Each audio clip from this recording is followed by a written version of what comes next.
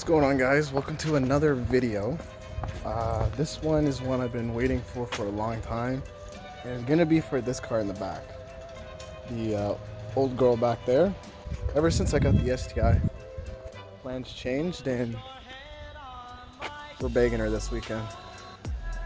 So one thing though, if you notice my emblem, my emblem is not there.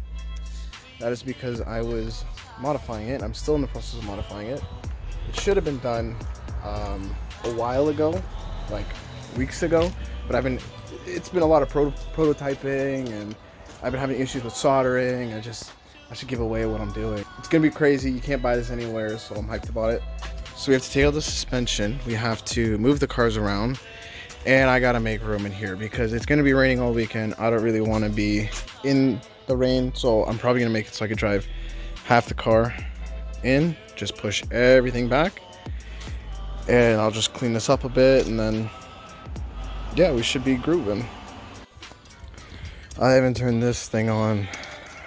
Well, I'm not gonna lie, I turned it on not that long ago because my buddy was over, but I'm gonna just drive her down the road just to loosen everything up, make sure she's all good, make sure the brakes are good, because I know when I turn it on for my buddy, like the door's getting all seized.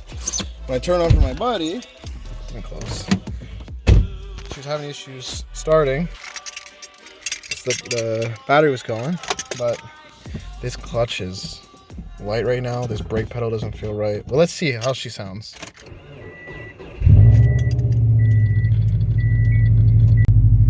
I can't lie, it is weird being in here. Let's just get her. Oh my, look at the dirt.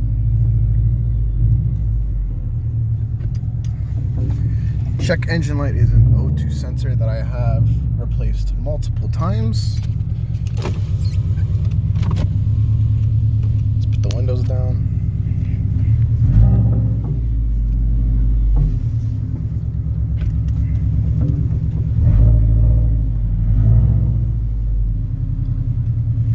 It is weird driving her, I have to say, after being in the STI for so long.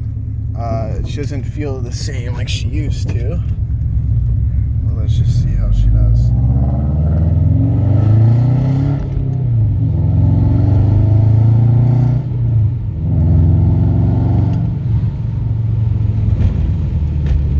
Oh, there's wheel shake. Something's up with her.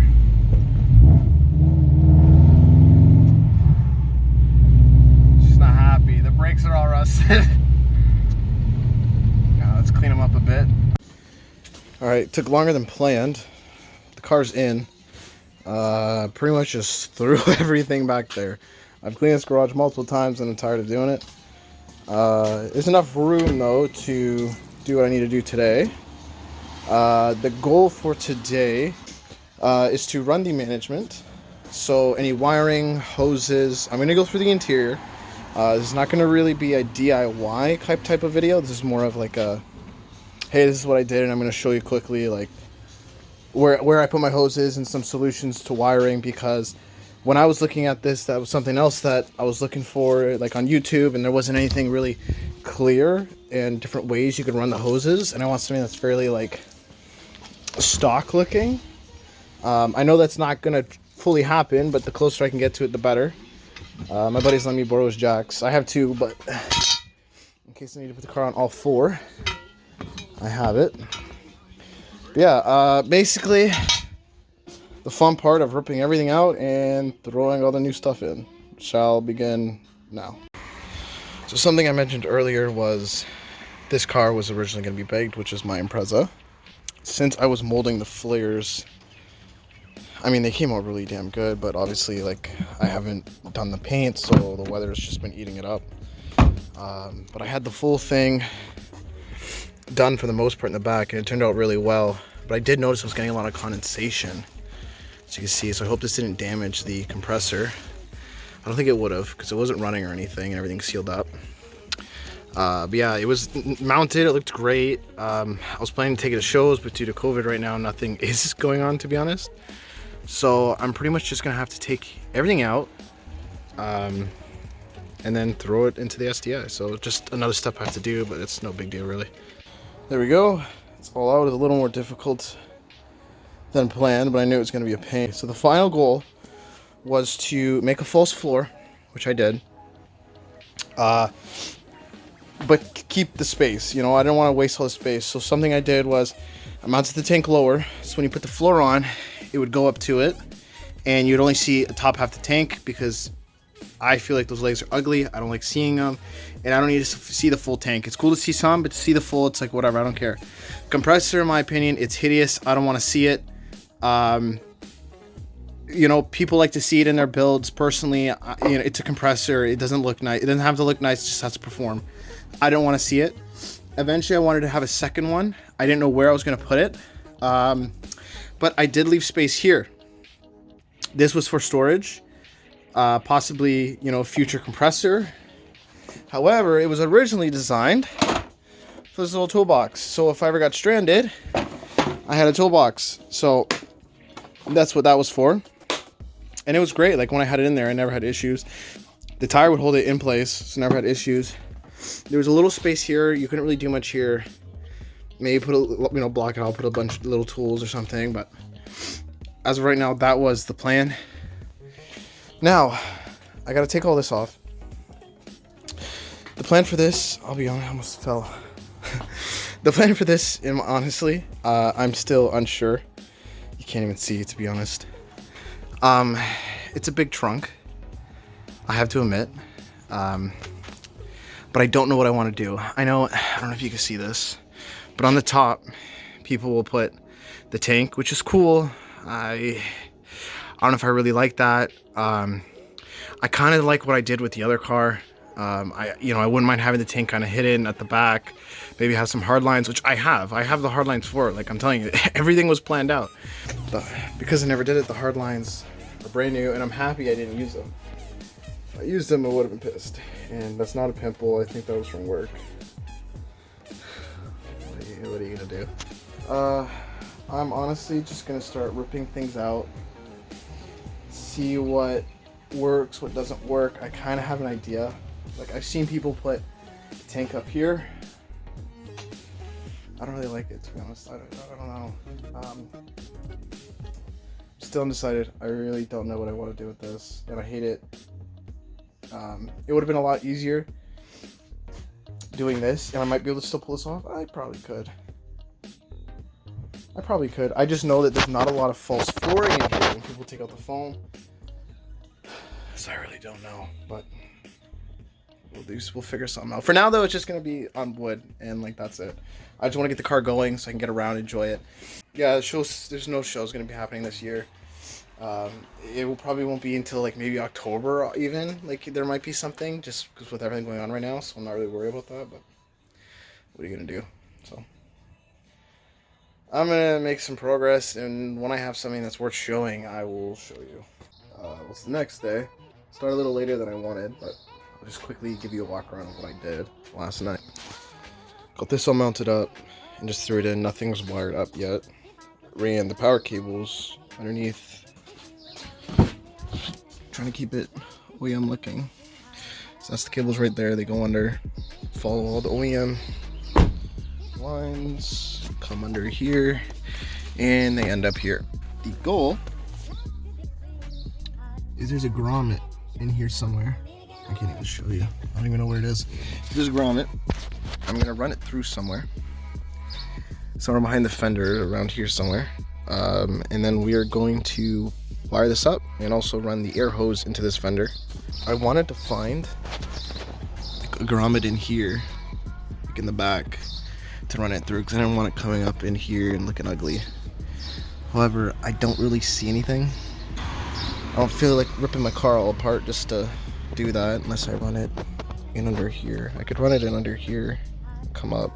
It might work. We'll see. All right, it's been quite a while actually. Give you a quick rundown. I'm missing a clip. Sick. Pretty much, yeah, I don't know what that clip is. Pretty much we have power here, the big red cable with a fuse on it. We have ground going right there. I'm gonna cut this little tab right here so it can get into place, because right now that's stopping it, and I want like that OEM look. I don't want to see it. I have this fuse running to this pink wire down here. To this, I don't know what this is, to be honest. I tried looking. It's HL 5 amp. I don't know what it is, but it's not an ignition, so I'll try turning on the car and see if the pump comes on. I tried audio amp, I tried a lot of other different things, and it kept coming on, and this one didn't work. So I'm assuming either the battery's dead or it works. So I ran the wires in through here, up into the here, like following the factory wiring. I want everything to be kind of factory, and there's little clips that actually clip in. And it comes down into that grommet right there. You can't really see it, but it runs under, and you can see the grommet from in there, but it's a pain. I had to use a snake to fish it through. Runs all the way down. That's just plugged in quick. Comes all the way back. I put the relay to the chassis. I don't know if that's necessary or not. I just did it just because. I don't think it needs to be grounded there, but just in case I did it. And I added these disconnects, so if I ever need to take the tank out, which I will need to when I make a proper trunk, I could do it easily. Realized I didn't have to do this little degree. I could have just used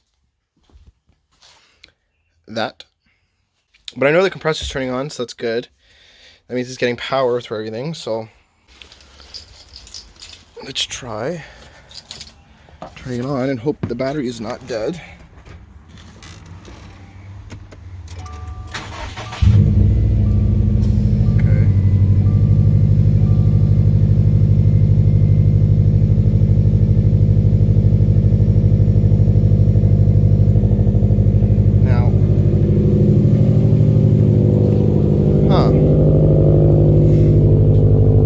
That's not going. Let's try again. Okay guys, so I gave up on the fuses in the engine bay, and I put it right there on the left above that 15. That should be the cigar or cigarette fuse. So I'm going to turn on the car,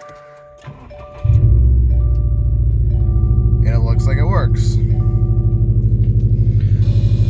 And that's the compressor. And it's good.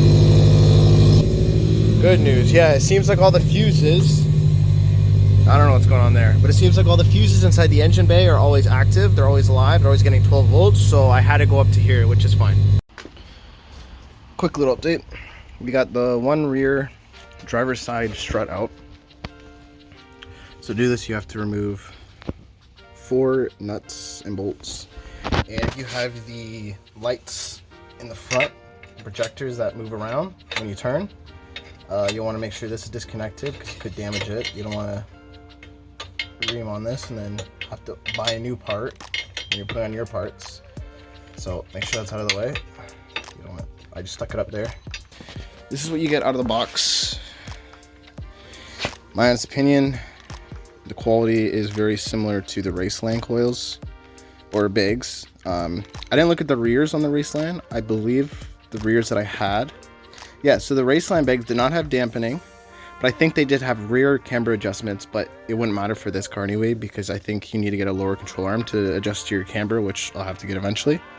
Like the build is great, like it feels nice, high quality. The only thing is I don't believe it matters which side is which. Just make sure you put your valve right there towards the inside of the car, so it's not inside your wheel, so your airline does not get damaged. Again, there's no adjustments for camber, which was expected.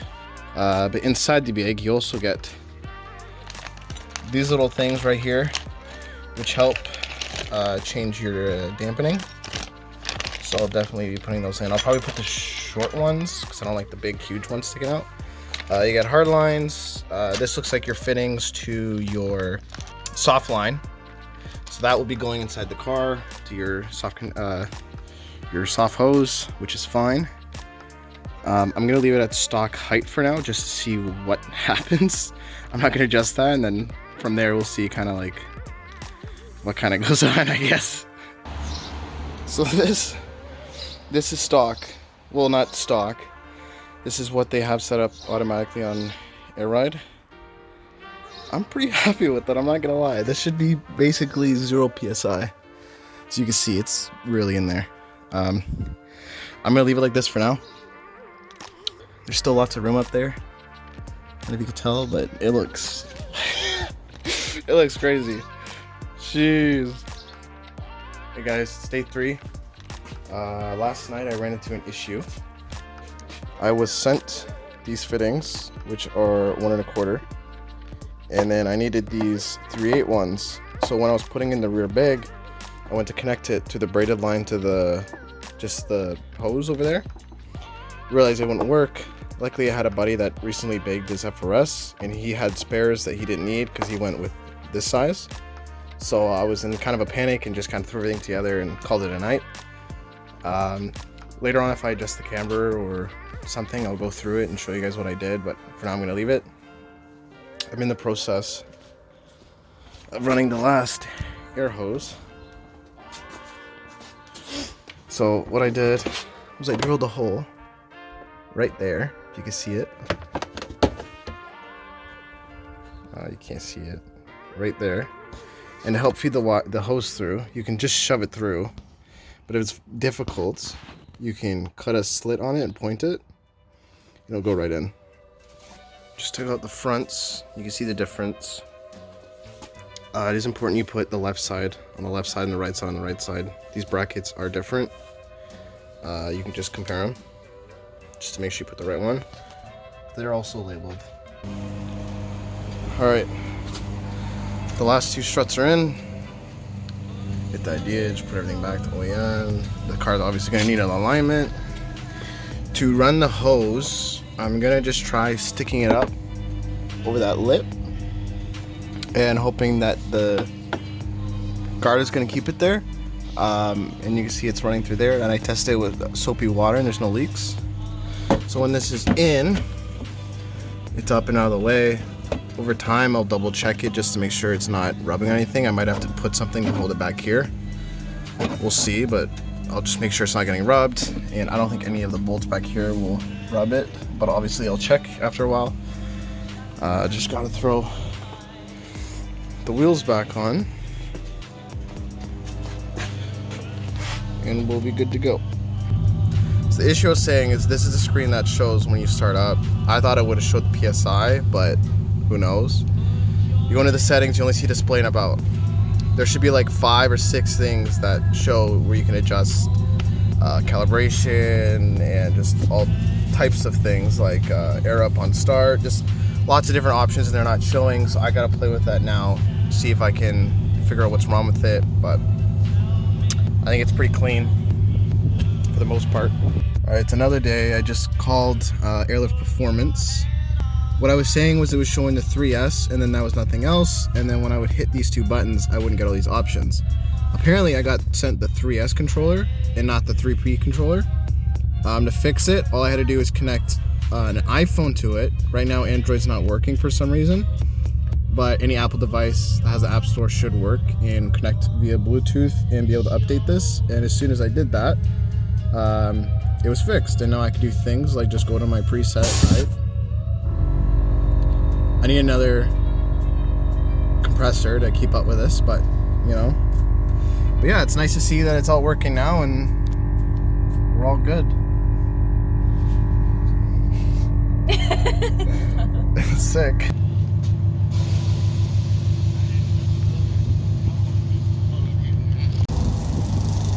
See if she got it. There we go. She's aired up. Thank you guys for watching. I'll let you guys know how it is in a couple of days or weeks, who knows. But as always, take it easy.